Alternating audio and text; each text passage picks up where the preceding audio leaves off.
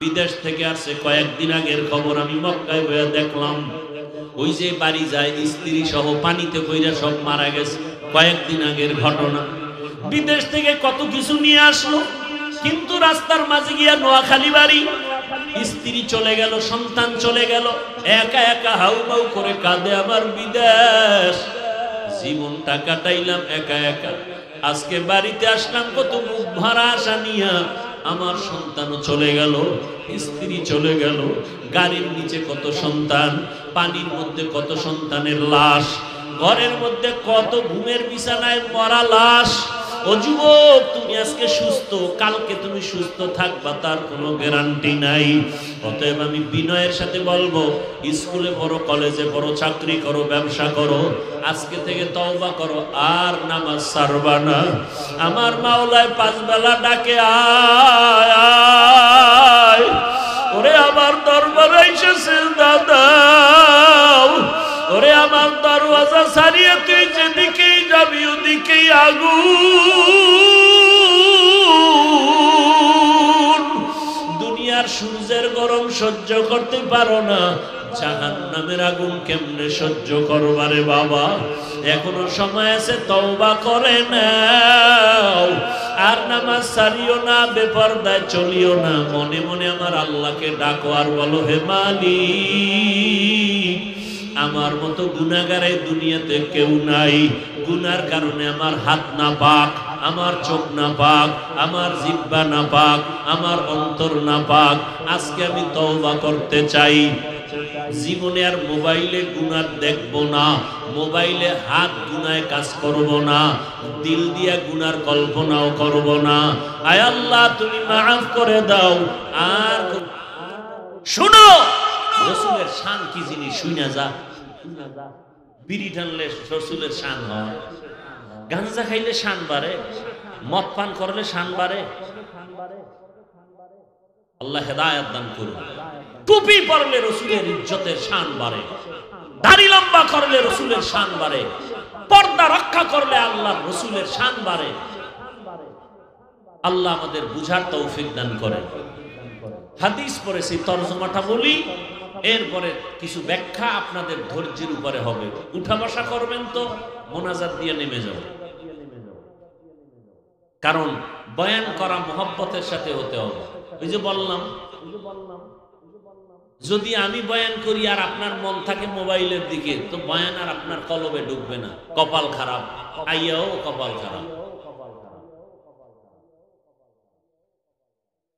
আল্লাহ বলেন, হে রাসূলে করিম সাল্লাল্লাহু আলাইহি ওয়া আলিহি ওয়াসাল্লাম, আপনাকে আমি পৃথিবীতে পাঠাই নাই।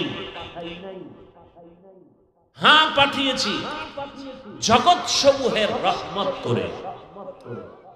আয়াতের তরজমা, আসেন হাদিস।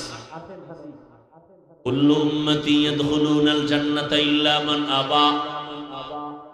রহমতের নবী বলেন, সব উম্মতেরা জান্নাতে যাবে। সব উম্মত কই যাবে? সব কোথায় যাবে? কথা শেষ না, আরো আছে। নবী বলেন, ইল্লা কিন্তু মান আবা, যারা আমি মুহাম্মদের মানে না তারা জান্নাতে যাবে না। খুব খেয়াল করিয়েন। ইল্লা মান আবা, সাহাবায়ে কেরামদের মধ্য থেকে কেউ বলছেন, ইয়া রাসূলুল্লাহ, আপনাকে মানে না তারা কারা? এবার জবাবটা খেয়াল করে শুনবেন। আপনাদের থেকে কিছু প্রশ্ন করব 2 মিনিটে। সাহাবায়ে কেরাম প্রশ্ন করলেন, ইয়া রাসূলুল্লাহ, আপনি যে বললেন সব উম্মত জান্নাতে যাবে, যারা আপনাকে মানে না তারা যাবে না, মানে না কারা জানতে চাই। নবী জবাবটা ডাইরেক্ট না দিয়া, যেহেতু রহমতের নবী আমার, মায়া লাগায় জবাব দিয়ে দিছেন। প্রথম মায়ার আওয়াজ দিলেন। নবীজি বললেন, মান আতাআনি দাখালাল জান্নাহ, যারা আমার অনুসরণ করবে তারা জান্নাতি। যারা আমার অনুসরণ করবে তারা কি? এই কথার দ্বারা কি বোঝা যায়? বিপরীত কি কথা দাঁড়ায়? যারা অনুসরণ করবে না তারা জাহান্নামী, এটা দাঁড়ায় না? খুব খেয়াল করিয়েন, নবী কিন্তু এভাবে বলেন নাই কি যারা অনুসরণ করবে তারা জান্নাতি, যারা অনুসরণ করবে না তারা জাহান্নামী। নবী এমন বলেন নাই। কেমন বলছেন? নবী বলেন যারা অনুসরণ করবে না এরা জাহান্নামী বলি নাই, আমি বলতে চাই যারা আমার অনুসরণের বিরোধিতা করবে তারা জাহান্নামী। কি বুঝলেন? আরো স্পষ্ট বুঝেন। একজনে নামাজ পড়ে না, ময়দানে বহু আশিকে রাসূল বসে আছেন, আজকে ফজর পড়েন নাই, যোহর পড়েন নাই, আসর পড়েন নাই, মাগরিব পড়েন নাই, এশাও পড়েন নাই, এরকম আশিকে রাসূল নাই? রহমতের নবী বলেন বাইনাল আবদি ওয়া বাইনাল কুফরি তারকুস সালাহ। বেঈমান আর মুমিনের মাঝখানে ব্যবধান হলো নামাজ। বেঈমানেরা নামাজ পড়ে না, মুমিনেরা নামাজ ছাড়ে না। মাকুন সুসুতি নামাজে পাঞ্জগানা ফাওয়াইলুল লিল মুসাল্লিন আল্লাযিনা মুমিনারা ইনামাজে ইমদাদে দাস্তাইনু আয়াতে কুরআ বাখা আয়াতে কদ আফলাহারা ইয়াদকুম গৌরকুম দরমানিয়াজ দিল সাদিকুন। রম্বে নামাজি আছে না নাই? এই খেয়াল করেন ভাই, অনেক দিল নিয়ে কথা বলতেছি, কলিজার মোহাব্বত নিয়ে কথা বলতেছি, একটু খেয়াল করে শুনেন। আপনারা জোর করে আনেন নাই, আর আমিও জোর করে আসি নাই। দাওয়াত না দিলে আসতে পারতাম? সময় আছে আমার। দাওয়াত দিয়ে যদি আপনারা কথা না শুনেন, মানা তো ফরজ না। আপনি মানবেন না মানবেন সেটা আপনার ইখতিয়ার। লা ইউকাল্লিফুল্লাহু নাফসান ইল্লা উসআহা। খেয়াল করেন। তাহলে এখানে অনেক বেনামাজি আছে না নাই? ডান দিকের এক যুবকের জিজ্ঞাসা করলাম, এই যুবক নামাজ পড়ো নাই কেন? খুব খেয়াল করিয়েন। যুবক বলে, হুজুর নামাজ তো খুবই জরুরি জিনিস, দরকার, পারি না, চেষ্টা করি। দোয়া কইরেন, সামনের থেকে আরো চেষ্টা করব। আওয়াজের দ্বারা কি বুঝলেন? সে কি বিরোধিতা করে, বিরোধী নাকি দরদি? বুঝেন, সে নামাজ পড়ে না, এরপর কি ভাবলেন? সে বিরোধী। নামাজ যে পড়ে না তার মানে কি বিরোধী না দরদি? বাম পাশের একটা যুবকের জিজ্ঞাসা করলাম, এই যুবক নামাজ কেন পড়ো না? কথাটা বলতে না বলতে আমাকে উল্টা প্রশ্ন ছড়ে দিল, নামাজ না পড়লে অসুবিধা কি? আছে না নাই? আপনারাই জবাব দেন। ওর কথার দ্বারা কি বুঝলেন? ওই ব্যক্তি নামাজ না পড়িয়াও কি দরদি না বিরোধী? নামাজ না পড়নেওয়ালা দুইজন, একজন বীর নামাজ না পড়িয়াও দরদির পরিচয় দিল, সে মুমিন। আর যে বলে দরকার নাই, না পড়লে অসুবিধা কি, ওই বান্দা নামাজ না পড়ার পরে বিরোধী। বিরোধী মানে বেঈমান। ভালো করে বুঝেন। একজনে নামাজ পড়ে না, একজন নামাজ পছন্দ করে না, দুইজন সমান।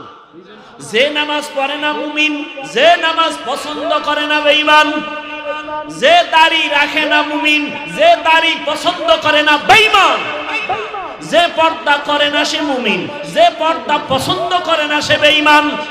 যে কোরআনের রাজনীতি করে না মুমিন, কিন্তু ইসলামের রাজনীতি নাই যারা বলে তারা বেঈমান। বুঝেননি? কি বুঝেন? এটির নাম ওয়াজ। ভালো করে বুঝেন। আল্লাহ বুঝার তৌফিক দান করেন। দুজনেই দাড়ি রাখে না, একজন মুমিন আর একজন কি দরদি মুমিন, বিরোধী বেঈমান। মুরব্বীরা বুঝেননি? বুঝার চেষ্টা করিয়েন।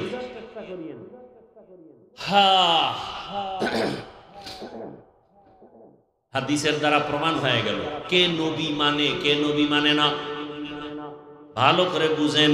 যে নবীর অনুসরণের দরদ অন্তরে রাখে সে মুমিন, সে নবী মানে। যে নবীর আদর্শ মানার আগ্রহটাও রাখে না, সে নবীর আদর্শ মাননেওয়ালা না, বড় বেঈমান। এরকম বেঈমান দুনিয়ায় নাই। নিজেও নামাজ পড়ে না, অন্য নামাজ পড়ে ভালো লাগে না। নিজেও দাড়ি রাখে না, অন্য দাড়ি রাখে পছন্দ করে না। নিজেও হালাল খায় না, অন্য হালাল খায় পছন্দ করে না।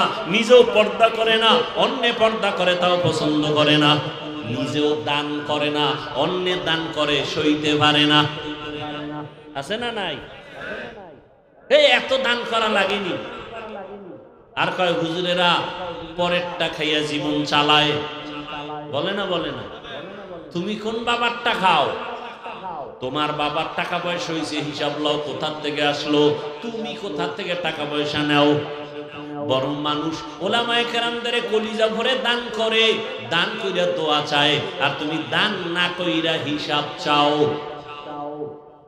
যারা দান করে তারা চায় দোয়া, যারা দান করে না তারা চায় কি? চিন্তা করছেন কত বড় কপাল ভরা।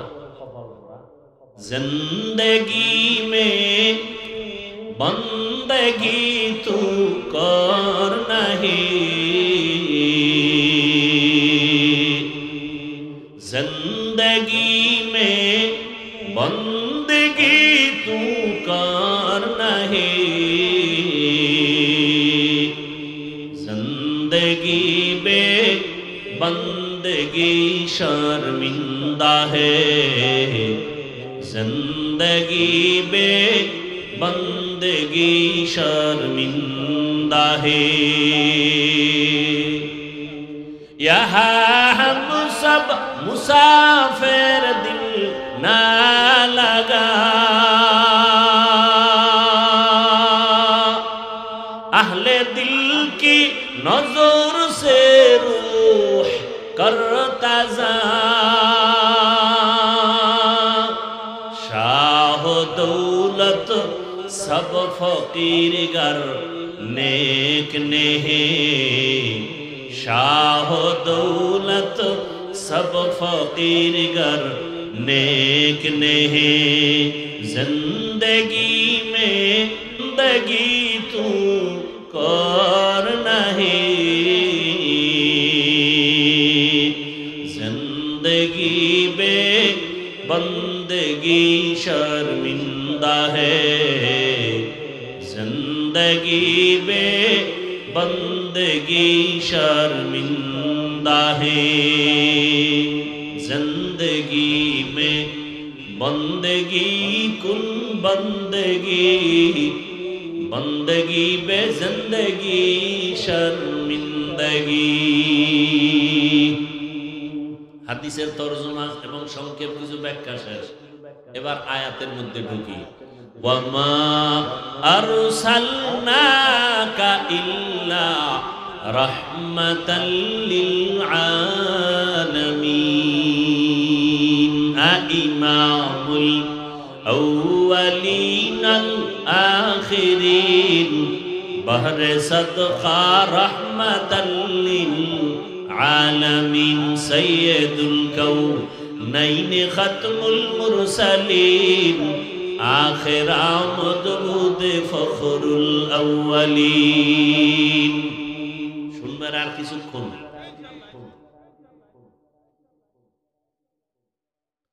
আয়াতের তরজমা বলে ফেলছে, আবার বলছে। আয়াতের অর্থ কি? আল্লাহ বলেন, হে রাসূল, আপনাকে আমি দুনিয়াতে পাঠাই নাই, হ্যাঁ পাঠিয়েছি জগৎ সমূহের রহমত হিসেবে। এখানে বুঝার ব্যাপার আছে না নাই? রহমতের নবী, আপনাকে রহমত করে পাঠাইলাম বললেই তো হয়। প্রথমে কেন বললেন রাসূল আমি আপনাকে পাঠাই নাই? প্রথমে নফি তারপরে ইসবাত করলেন কেন? নেতিবাচক শব্দ তারপর ইতিবাচক আওয়াজ। হ্যাঁ পাঠিয়েছি, ঘুরাইয়া বললেন কেন? সারা দুনিয়ার মানুষের অন্তরে একটা মেসেজ আল্লাহ দিয়ে দিলেন, আমার রহমতের নবীকে আমি পাঠাই নাই বলে তোমাদের অন্তর খালি করলাম। কেন পাঠাইছি শুনো। নবীর পুরা দুনিয়াতে পাঠানোটার পুরা কারণ হলো রহমত আর রহমত আর রহমত। রহমতের নবী পুরাটাই রহমত। ভালো করে বুঝো, এমন একটা সময় আমি আমার বন্ধুকে জমিনে পাঠাইলাম জগৎ সমূহের জন্য। অনেকে এখানে তরজমা করে উভয় জগতের জন্য নবী রহমত, আমি তরজমা করেছি জগৎ সমূহের জন্য নবী রহমত। জগৎ সমূহের জন্য, উভয় জগৎ বলতে বুঝায় দুনিয়ার জগৎ, পরকালের জগৎ। আসলে তো জগৎ আরো বেশি। রুহের একটা জগৎ আলাদা, মায়ের গর্ভের একটা জগৎ আলাদা, দুনিয়ার নামের জগৎ একটা আলাদা, মরার পরে হাসরের মাঠে উঠার আগে আলমে বারজাখ কবর জগৎ আলাদা, হাসরের মাঠের জগৎ আলাদা, জান্নাত আর জাহান্নামের ভেতরের জগৎ আবার আলাদা। সব জগতের জন্য আমার আল্লাহ হলেন রব, আর আপনার আমার রাসূল হলেন রহমত। এই জন্যই তো আমার আল্লাহ সমস্ত নবীর সাথে মেরাজ দিয়েছেন।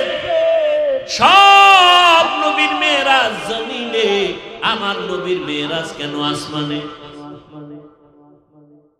নবীর মেরাজ কই? সুবহানাল্লাযী আসরা বিআবদিহি লাইলাম মিনাল মাসজিদিল হারামি ইলাল মাসজিদিল আকসা আল্লাযী বারাকনা হাওলাহু লিনুরিয়াহু মিন আয়াতিনা ইন্নাহু হুয়াস সামিউল বাসীর।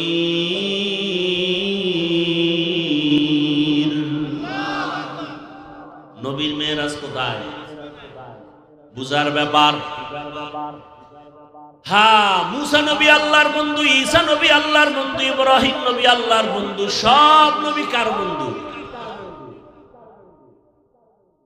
আমার নবীও আল্লাহর বন্ধু, তবে ব্যবধান সব নবী রাসূল আমার আল্লাহ তাআলার আশিক, আর আমার আল্লাহ নিজে হলেন মুহাম্মদের আশিক। ব্যবধান আছে না নাই? আমার আল্লাহ রহমতের নবীর আশিক, এই জন্য আমার নবীকে দাওয়াত দিয়া আরশে আজিমে নিয়েছেন। তাও সময় বেশি কাটান নাই, রাতের সামান্য সময় নিয়ে আবার পৌঁছায় দিলেন। জান্নাতি বাহন বোরাক নিয়ে আসলেন। হোয়া হুকুম জিবরাইল কো ইউশতাব बोराके के जन्नत से कर इंतखाब सजा उसको ज़ेवर से तू ताबा पा फिर उसको तू काबा में ले करके जा। बोराक दिए रहमतेर नबीरे निये गेलेन घुमेर मध्य नबीके सजाग करा हलो। रहमतेर नबीके निया आल्लाह पाक रहमतेर नबीके कयेकटा हादिया दिलेन। एर मध्य बड़ो हादिया 5 बेलार नामाज। কয় বেলার নামাজ ছিল 50, সব কমাইয়া শেষ পর্যন্ত 5 ওয়াক্ত। নবীর মন খারাপ, উম্মতেরা সওয়াব থেকে বুঝি কম হয়ে গেল। আল্লাহ কয় নবী জানায় দেন আপনার উম্মত যদি 5 বেলার নামাজ আদায় করে আমি আল্লাহ পুরা 50-এরই সওয়াব দান করব। আদিনা ফি দারে দুনিয়া না হাসান আতিনা ফি দারে উকবা না হাসান ইয়া গিয়াসাল মুস্তাগীসিন ইহদিনা লাফতিখারা বিল উলুমে ওয়াল গিনা। রহমতের নবী উভয় জগতের জন্য রহমত নাকি জগৎ সমূহের জন্য রহমত? এবার আসেন নবীজি রূহের জগতের জন্য আলাদা রহমত, দুনিয়ার জগতের জন্য নবী আলাদা রহমত। কিভাবে বলবার বলার সময় নাই। মায়ের গর্ভের জগতের জন্য নবী আলাদা রহমত, কবর জগতের জন্য নবী আলাদা রহমত, হাসরের ময়দানের জগতের জন্য নবী আলাদা রহমত, জান্নাতের ভেতরের জন্য নবী আলাদা রহমত, জাহান্নামের ভেতরের জন্য নবী রহমত। বলবেন জান্নাতেরটা বুঝি, জাহান্নামেও কি নবী রহমত? এটা কেমন কথা? এই বিষয়ে বলার জন্য সময় নাই। আমি দুনিয়ার জগতের জন্য নবী কিভাবে রহমত এ বিষয়ে মাত্র কয়েক মিনিট কথা বলবো। 1 নম্বরে নবী দুনিয়ার জগতের জন্য কেমন রহমত তা আলাদা, সেখানেও পাঠ আছে। নারীদের জন্য নবী আলাদা রহমত, জমিনে পুরুষের জন্য নবী আলাদা রহমত। রহমতের নবী এই দুনিয়ায় মুমিনের জন্য আলাদা রহমত, বেঈমানের জন্য নবী আলাদা রহমত। আমার নবী নদীর মাছের জন্য আলাদা রহমত, জঙ্গলের প্রাণীর জন্য নবী আলাদা রহমত, আসমানের জন্য নবী আলাদা রহমত, জমিনের জন্য নবী আলাদা রহমত, উড়ন্ত পাখিদের জন্য নবী আলাদা রহমত, গর্তের প্রাণীর জন্য নবী আলাদা রহমত, গাছের জন্য নবী আলাদা রহমত। এক একটা বুঝাইতে গেলে সময় নাই। আমি শুধু নারী আর পুরুষের বিষয়টা একটু সামান্য ইঙ্গিত দিব।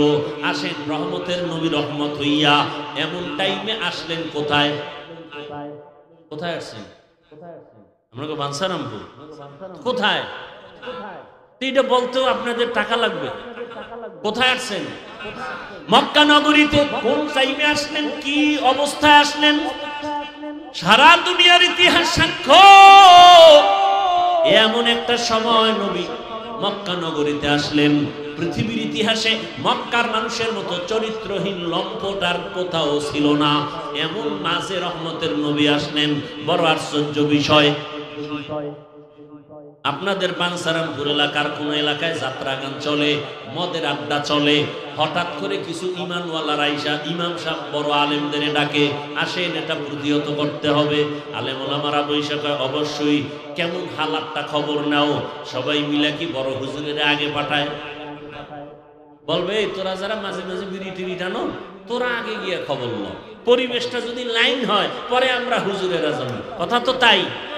মক্কা নগরীর মানুষ এত চরিত্রহীন লম্পট, নারীদের পছন্দ করে না। কন্যা সন্তান হলে বাবা লজ্জায় সমাজে মুখ দেখায় না। কত বাবা নিজের আপন কন্যা সন্তানের জ্যান্ত মারিয়া ফেলাইছে। নারীরা সমাজের বোঝা, কন্যা সন্তান পছন্দ করে না, বিধবা নারী পছন্দ করে না।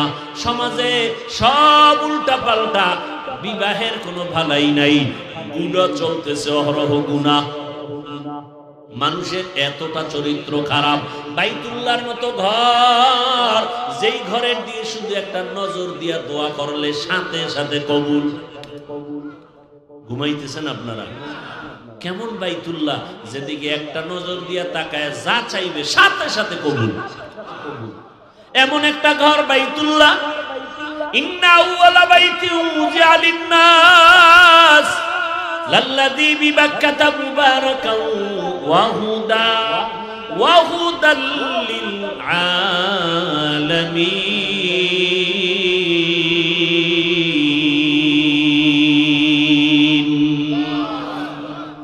হেদায়েতের ঘর, যেই বাইতুল্লাহর সীমানার মধ্যে দাঁড়াইয়া কেউ যদি একবার বলে আল্লাহ, সাথে সাথে 1,00,000 বার আল্লাহ বলার সওয়াব। আরো আস্তে করে বলেন। আর বাইতুল্লাহর এরিয়া কত আপনারা জানেননি? ওই যে হাজী সাহেবরা তাওয়াফ করে না, এতটুকু আপনারা দেখছেননি? জেদ্দা থেকে বাইতুল্লাহর শহরে মক্কা ঢুকতে একটা রেহাল আছে রাস্তার মাঝে, রেহাল। এটা হলো বাইতুল্লাহর সীমানার শুরু। এই রেহালের ভেতর অংশে ঢুকেই যদি বলে আল্লাহ, 1,00,000 বার আল্লাহ বলার সওয়াব। ওই এরিয়ার মধ্যে চারদিকে রকম সীমানা দেওয়া আছে। ওই এরিয়ার মধ্যে ঢুকিয়ে যদি বলে কেউ সুবহানাল্লাহ, একবার বলার কারণে কত সওয়াব? 1,00,000 বার সওয়াব। কারণ আল্লাহ ঘরের কসম খেয়েছেন, ওয়াত্তিনি ওয়াজ-যাইতুন ওয়া তুরি সিনিন ওয়া হাযাল নিরাপদ শহর মক্কা নগরীর কসম। হাজারো কোন ব্যক্তি কাউরে মার্ডার কইরাও যদি বাইতুল্লাহর সীমানায় ঢুকে, তার দিকে চোখ গরম করে তাকানো হারাম। কারণ নিরাপদ শহর, বাইরে হইলে বর্তমানায় ফেল, কিন্তু বাইতুল্লাহর এরিয়া থাকলে চোখ গরম করতে পারবি না, হারাম। এটা বাইতুল্লাহর সম্মানে। ওই বাইতুল্লাহ এত দামি, যেই বাইতুল্লাহর এরিয়ার ভিতরে কোনো বেঈমান ঢুকতে পারবে না, হারাম। যেই বাইতুল্লাহর এরিয়া একটা সিজদা দিলে 1,00,000 সিজদার সওয়াব। নবী বলেন, যারা উমরা হজ পালন করিয়া বিদায় হয়, গর্ভের সন্তান যেমন নিষ্পাপ দুনিয়াতে আগমন হয়, বাইতুল্লাহর সফর করনেওয়ালাও নিষ্পাপ গুনাহমুক্ত হইয়া বের হয়। এই বাইতুল্লাহর মতো জায়গায় এই মক্কার বেঈমানেরা ল্যাংটা হইয়া নারী আর পুরুষ একসাথে তাওয়াফ করে। পশু জবাই করে রক্তগুলো দেওয়ালে মাখে। আল্লাহ আয়াত নাজিল করে নবীকে জানায় দিলেন, লাইয়ানালাল্লাহা লুহুমুহা ওয়ালা দিমাউহা ওয়ালাকিন ইয়ানালুহুত তাকওয়া মিনকুম। তোমরা যে রক্ত মাখো এগুলো আল্লাহর কাছে কবুল হবে না, তোমাদের অন্তরের তাকওয়া আল্লাহর কাছে কবুল হবে। এই নারী পুরুষ উলঙ্গ হয়ে বাইতুল্লাহর তাওয়াফ করে। উলঙ্গ হয়ে করে কেন? আমরা যে কাপড় চুপড় পরি এটি তো ভালো না, নাপাক। বাইতুল্লাহ তো সম্মানের জায়গা, এখানে তো নাপাক কাপড় নিয়ে পরা যায় না। এজন্য ল্যাংটা হয়ে তারা তাওয়াফ করে, নারী আর পুরুষ একত্রে। বাইতুল্লাহর ভেতরে একটা একটা করে 360টা মূর্তি টানাইলো। এত বড় খারাপ, সেই খারাপ পরিবেশে পৃথিবীর শ্রেষ্ঠ পবিত্র নবীকে পাঠাইলেন কেন? পানসারামপুরের মদের আড্ডার একটু আগে উদাহরণ দিছিলাম। এত বড় খারাপ পরিবেশে রসুলকে পাঠাইলেন কেন? আল্লাহ কয়, যত বড় রোগী তত বড় ডাক্তার। রহমতের নবী উম্মতের রূহের ডাক্তার। এখানে নবী আয়েশা এমন পরিবর্তন, রহমতের বাতাস শুরু হয়ে গেল।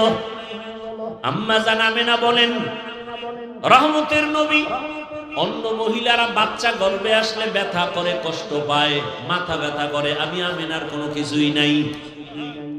অন্য মহিলারা বাচ্চা প্রসবে কষ্ট পায়, রক্তপাত হয়, আমার সন্তান আসছে দুনিয়াতে, আমার কোনো অনুভব হয় নাই, রক্ত আসে নাই। আমার সন্তান রহমতের নবী দুনিয়াতে আসছে সেজদা অবস্থায়, নার কাটা অবস্থায়। দুনিয়ার সন্তানের আসে উলঙ্গ, আমার রসুল দুনিয়াতে আসছে উলঙ্গ না। এরকম কোন সন্তান উলঙ্গ আসবে না, কোন সিস্টেম করা যাবে? বলেন, এটা আমার রসুলের জন্য বিশেষত্ব। এই জন্যই তো আমার রহমতের নবী, যেই নবীর জন্য সব নবী রসুল আল্লাহর আশেক। আর আমার আল্লাহ কার আশেক? মুহাম্মদের আশেক। কেমন মায়ার নবী! দীর্ঘ 40টা বছর এত খারাপ মানুষ, নবী কোনদিন তাদের সাথে খারাপ আচরণ করেন নাই। রহমতের নবী সবার সাথে বুকে বুক লাগায়, ওরা গালি দেয়, নবী বুক লাগায়।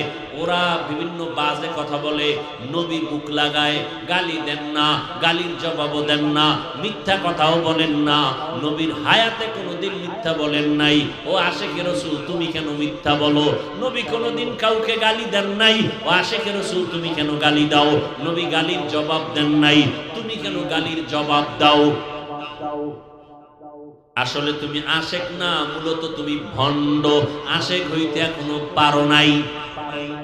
আশিকি যদি হও, নবীরে দেখা লাগবে না, ওয়াইসকুরনির মতো দেখবা বরকত চলে আসবে। ভাইরা আমার, মক্কার মানুষগুলো এতটাই চরিত্রহীন, কিন্তু রহমতের নবীর আদর্শ এত সুন্দর। জমিনে নবীর আদর্শের মতো সুন্দর কোন আদর্শ আর আছে নাকি? এই বানসারামপুরের চালাক মুসলমানেরা, আমাকে একটু বলো তো, নবীজির আদর্শ সুন্দর না শেখ মুজিবুর রহমান সাহেবের আদর্শ সুন্দর? যদি কেউ দাঁড়াইয়া বলো, হাফিজ ভাই, মদিনাওয়ালা নবীর থেকে আরো সুন্দর আদর্শ জিয়াউর রহমান সাহেবের মধ্যে ছিল, যদি প্রমাণ দিতে পারো, আমি আল্লাহর কসম করে বলি, আমি নবীরটা বাদ দিয়া জিয়াউর রহমান সাহেবেরটা নিব। পারবা? সাহস আছে বলার?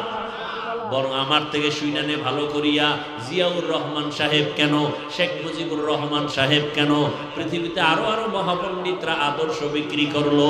আব্রাহাম লিঙ্কনের আদর্শ, মাও সেতুনের আদর্শ, প্লেটোর আদর্শ, লেনিনের আদর্শ, কালমার্সের আদর্শ। এক কথায় জবাব লেখা রাখ, দুনিয়ার সব আদর্শ নাপাক, একমাত্র মদিনাওয়ালা রসুলের আদর্শই পাক। রসুলের আদর্শ যারা মানে, ওরা বিড়ি টানতে পারে না, মদ পান করে না।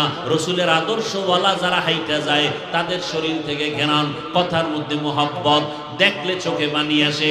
আর দুনিয়াওয়ালারা যারা ভিন্ন আদর্শ নিছে, এর মধ্যে চুরি, এদের মধ্যে দুর্নীতি, এদের মধ্যে জুলুম, এরা মানুষের পাথর মারে, এরা মানুষকে জবাই করে, এরা চুরি করে, এরা ডাকাতি করে, এরা ধর্ষণ করে। ঠিক কিনা বল? রসুলের আদর্শ এগুলো আছে? রসুলের আদর্শের মধ্যে কি? আগে সালাম দাও, বড়কে সম্মান করো, ছোটকে স্নেহ করো, মায়ের ইজ্জত রক্ষা করো, স্ত্রীর ইজ্জত রক্ষা করো, সন্তানের হক আদায় করো। খবরদার কোরবানির সময় এক পশুর সামনে আর এক পশু জবাই করবা না, কারণ ওই পশুটা দেখে কষ্ট পাবে। দেখছেন নি নবীর আদর্শ কত সুন্দর। একটা পশু কষ্ট পাবে, এটা ইসলাম সমর্থন করে না। আর মানুষ জবাই করে, এটা কারা? যারা রসুলের আদর্শ জবাই করে তারা। রসুলের আদর্শ জবাই করনেওয়ালা দুশ্মনেরাই মানুষ জবাই করে। রসুলের আদর্শ জবাই করনেওয়ালারা বেয়াদব গুলো মা বাবার সাথে বেয়াদবি করে। কথা বলেন না কেন? রসুলের আদর্শের কোন সন্তান মায়ের সাথে বেয়াদবি করে না, বাবার সাথে বেয়াদবি করে না। রসুলের আদর্শের সন্তান স্কুলে পড়লেও সে আদব বলা হয়, কলেজে পড়লেও সে আদব বলা হয়, ডাক্তার হলেও আদব বলা হয়, ইঞ্জিনিয়ার হলেও সে আদব বলা হয়। এই যুবকেরা বল, স্কুল কলেজ ভার্সিটিতে তোমাদের মতো ছেলেরা লেখাপড়া করে, পাঁচ ওয়াক্ত নামাজি, সত্য বলো আছে না নেই? ঢাকা কলেজে যাও, গিয়ে দেখবা মাথায় পাগড়ি, বড় দাড়ি, বড় জামা, মনে হয় বড় মসজিদের খতিব। জিজ্ঞাসা করবা কোন মসজিদে জুমা পড়াও? কয় জীবনে আরবি পারি না।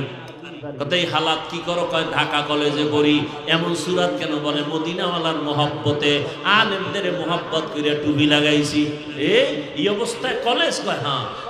কলেজের মধ্যে কি ম্যাডাম নাই, শিক্ষিকা নাই? আছে। ক্লাসের মধ্যে কি ছাত্রী নাই? আছে। শিক্ষিকেরা কি বাজে কথা বলে না? শিক্ষকেরা কি বলে না? বলে না না, সবাই দোয়া করে। বলে পুরা কলেজের মধ্যে ছেলেটা বড় ভদ্র, বড় নম্র, বড় ভালো, এটাই দোয়া। মাঝে মাঝে কি পার্কে ডাকে না? আড্ডাখানায় ডাকে না? হ্যাঁ হ্যাঁ ডাকে, কিন্তু আমি জবাব দেওয়ার আগে ইস্তেগফার করি। উপায় কি? জবাব যদি উল্টা দেই তো মাইর শুরু হয়ে যাবে, কলেজ থেকে আমাকে বিতাড়িত করা হবে। আল্লাহর কাছে সাহায্য চাই। হঠাৎ করে দেখি আমার ক্লাসের কয়েকটা মেয়ে আইসা কয়, ও আল্লাহর পথে আছে, ডিস্টার্ব করিস না, ওরে ছাইরা দে, আমরা চল আড্ডাখানায়। বানায় বলতেছি যুবক। এবার তোমার বিবেকের কাছে প্রশ্ন, তোমার মতো যুবক স্কুল কলেজে ভার্সিটিতে পড়িয়া যদি নামাজ পড়ে, তুমি নিজেকে নিজে প্রশ্ন করো, তুমি পারো না কেন? কোনো ওয়াজের দরকার নাই। কি ওয়াজ শুনবা? তোমার মতো যুবক জেনারেল লাইনে পড়ুয়া, র্যাব, আর্মি, পুলিশ, বিডিআরের চাকরি করে, 5 ওয়াক্ত নামাজ পড়ে, আছে না নাই? বিবেকের কাছে প্রশ্ন রাখি, বাবা বলো তুমি কেন নামাজ পড়তে পারো না? রাস্তায় গাড়ি চালায় কত যুবক সন্তান নামাজ ছাড়ে না। ও ড্রাইভারওয়ালা, বলো কেন তুমি পারো না?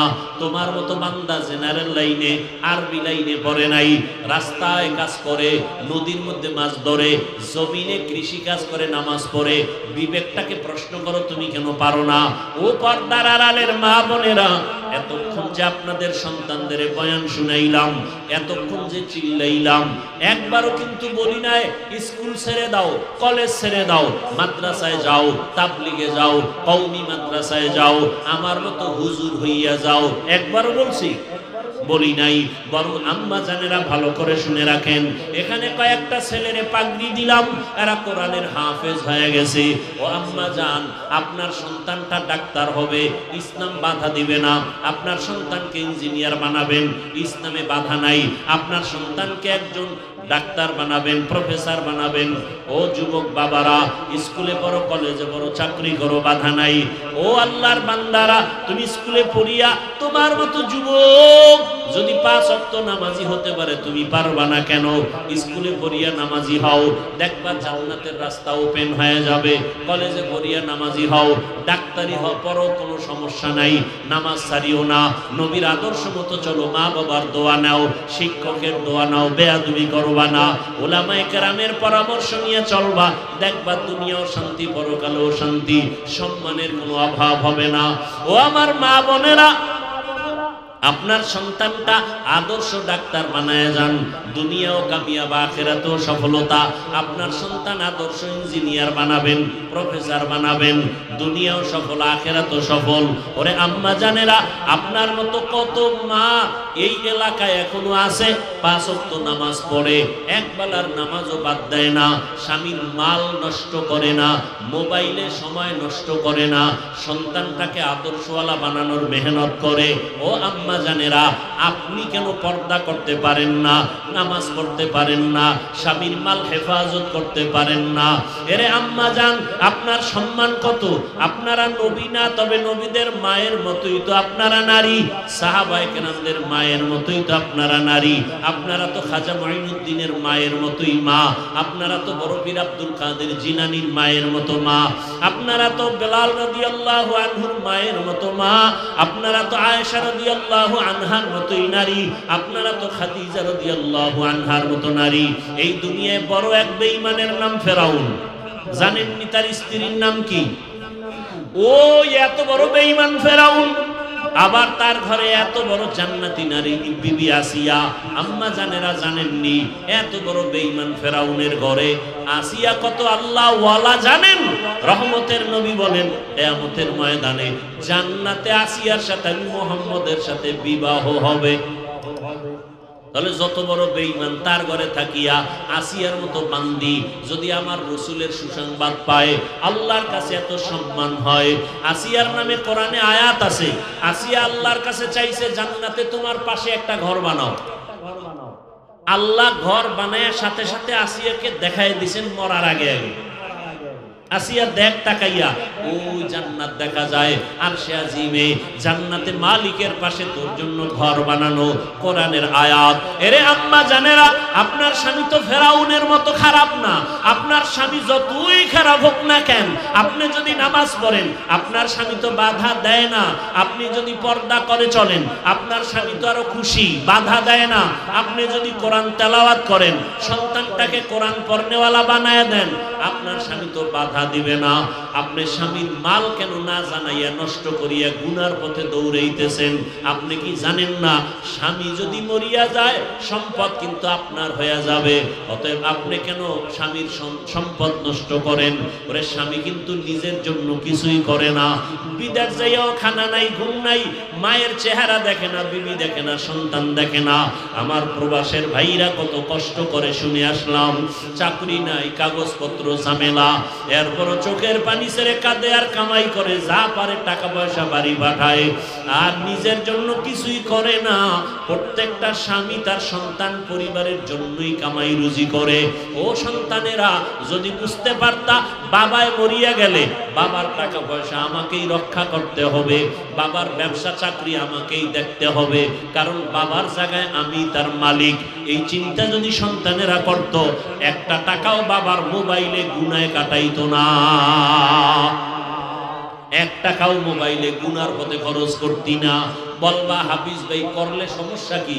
লেখা রাখ, যেই স্বামী, যেই স্ত্রী, যেই সন্তানেরা স্বামীর টাকা, বাবার টাকা গোপনে গোপনে গুনার পথে ব্যয় করবে না জানাইয়া, খোদার কসম ওই বাবা কোটি কোটি টাকাও কামাই করলে সংসারে বরকত হবে না, অশান্তি লেগে যাবে একের পর এক। অতএব এখনো দোয়া করি, ও যুবক, ও পর্দার আড়ালের মা, আপনার মতো কত মা এখনো আছে পর্দা করে, স্বামীর মাল হেফাজত করে। আপনি আল্লাহর কাছে তওবা করেন, আর স্বামীর মাল খেয়ানত করবেন না, নষ্ট করবেন না, বিপদ কিন্তু আপনার ঘাড়ে চেপে যাবে। আর স্বামীর হেফাজতের জন্য দোয়া করবেন, 5 ওয়াক্ত নামাজ পড়েন, আর সন্তানগুলোকে আদর্শওয়ালা ইঞ্জিনিয়ার, ডাক্তার, প্রফেসর বানানোর মেহনত করে যান। আল্লাহর কাছে পিছনের গুনাহ থেকে তওবা করেন। মনেরে বুঝান রে মন, আমার মতো নারী যদি নামাজ পড়ে, স্বামীর মাল হেফাজত করে, আমি কেন পারবো না? ভালো ভালো সন্তান কত সুন্দর, স্কুলে পড়ে, ব্যবহার দেখলে কলিজা ঠান্ডা হয়। কলেজে পড়ে, সন্তানের ব্যবহার, সালাম দেয়, কত সুন্দর আচরণ, চোখ তুলিয়া কথা বলে না, কত নরম ভদ্র, দেখলে কলিজা ঠান্ডা হয়। এরা সবাই ভালো মায়ের সন্তান, আদর্শ মায়ের সন্তান। যাই মা আদর্শ ভালো, সন্তানের আদর্শ ভালো। ও বাবাজিরা, আপনার মতো কত বুড়া বাবারা হাতের মধ্যে লাঠি নিয়া মসজিদে গিয়া 5 ওয়াক্ত নামাজ পড়ে, এক বেলার নামাজও বাদ দেয় না। বলেন বাবারা, আপনারা কেন পারবেন না? এখনো সময় আছে, তওবা করে নেন। রহমতের নবীর আদর্শের বাইরে আর চলবেন না। জীবনে তো মনের জাল মিটাইয়া কম অন্যায় করেন নাই, দাড়ি তো কম কাটলেন না, জীবনে বেপরদায় তো কম চললেন না। আলেমদের সাথে চ্যালেঞ্জ দিয়া দিয়া কত গুনাহ করছেন। আলেমরা বলছে মানেন নাই, বাধা দিছে শুনেন নাই, জীবনে তো কম গুনাহ করেন নাই। যুবক বাবারা মনে চাইছে পার্কে দৌড়াইছো, কারো বাধা মানো নাই। মনে চাইছে সারা রাত মোবাইলে গুনাহ করছো, কারো বাধা মানো নাই। এখনো কি তওবা করবা না? ওরে ঘুমের মধ্যে যদি মরণ আসিয়া যায়, আজরাইল আইসা যদি তোমাকে ডাক দেয়, তোমার বাবাও ফিরাবার শক্তি নাই, মাকেও ফিরাবার শক্তি নাই। তো কত যুবক চোখের পানি ধরে রাখা যায় না। তোমরা ফেসবুক চালাও, মিডিয়ার জগতে আসো, দেখো না বিদেশ থেকে আসছে কয়েকদিন আগের খবর আমি মক্কায় বইয়া দেখলাম। ওই যে বাড়ি যায় স্ত্রী সহ পানিতে কইরা সব মারা গেছে। কি কয়েকদিন আগের ঘটনা। বিদেশ থেকে কত কিছু নিয়ে আসলো, কিন্তু রাস্তার মাঝে গিয়া নোয়াখালী বাড়ি, স্ত্রী চলে গেল, সন্তান চলে গেল, একা একা হাউ মাউ করে কাঁদে আমার বিদেশ। জীবনটা কাটাইলাম একা একা, আজকে বাড়িতে আসলাম কত মুখ ভরা আশা নিয়া, আমার সন্তানও চলে গেল, স্ত্রী চলে গেল, গাড়ির নিচে কত সন্তান, পানির মধ্যে কত সন্তানের লাশ, ঘরের মধ্যে কত ঘুমের বিছানায় মরা লাশ। ও যুবক, তুমি আজকে সুস্থ, কালকে তুমি সুস্থ থাকবা তার কোনো গ্যারান্টি নাই। অতএব আমি বিনয়ের সাথে বলবো, স্কুলে পড়ো, কলেজে পড়ো, চাকরি করো, ব্যবসা করো, আজকে থেকে তওবা করো, আর নামাজ ছাড়বা না। আমার মাওলায় 5 বেলা ডাকে, আয় আয়, ওরে আমার দরবারে এসেছে দাদা, ওরে আমার দরওয়াজা ছাড়িয়ে তুই যেদিকেই যাবি ওদিকেই আগুন। দুনিয়ার সূর্যের গরম সহ্য করতে পারো না, জাহান্নামের আগুন কেমনে সহ্য করবারে বাবা? এখনো সময় আছে, তওবা করে নাও। আর নামাজ ছাড়িও না, বেপরদায় চলিও না, মনে মনে আমার আল্লাহকে ডাকো আর বলো, হে মালিক, আমার মতো গুনাহগার এই দুনিয়াতে কেউ নাই। গুনার কারণে আমার হাত না পাক, আমার চোখ না পাক, আমার জিহ্বা না পাক, আমার অন্তর না পাক। আজকে আমি তওবা করতে চাই। জীবনে আর মোবাইলে গুনাহ দেখবো না, মোবাইলে হাত গুনায় কাজ করব না, দিল দিয়া গুনার কল্পনাও করব না। আয় আল্লাহ, তুমি মাফ করে দাও, আর কোনোদিন নামাজ ছাড়ব না। জীবনে কত আড্ডা দিলাম, মেয়েদের নিয়ে পার্কে আর যাব না। আজকে থেকে তোমার হুকুম মানিয়ে চলবো, মা বাবার দোয়া নিয়ে চলবো, ওলামায়ে কেরামের পরামর্শ নিয়ে নবীর আদর্শ মেনে চলবো, শিক্ষকের দোয়া নিয়ে চলবো। অন্তর যদি তৈরি হয়, কারো অন্তরে মুনাফিকি না থাকে, তওবার নিয়ত থাকে, খাঁটি তওবার নিয়ত যাদের আছে, দুটো হাত আমার আল্লাহকে দেখাইয়া দাও। আয় আল্লাহ, হাতগুলো কবুল করে নেন, তওবা কবুল করে নেন, তওবার উপরে মজবুত হইয়া চলার মতো তৌফিক দান করেন, আমিন। আলহামদুলিল্লাহি রাব্বিল আলামিন, والصلاة والسلام على سيد الأنبياء والمرسلين وعلى آله وأصحابه أجمعين يا أرحم الراحمين يا أرحم الراحمين يا أرحم الراحمين رب ارحمهما كما ربياني صغيرا اللهم إنك عفو كريم تحب العفو فاعف عنا اللهم إنا نسألك رضاك والجنة ونعوذ بك من سخطك والنار اللهم ارحمني بترك المعاصي اللهم ارحمني بترك المعاصي اللهم ارحمني بترك المعاصي يا رب اغفر لي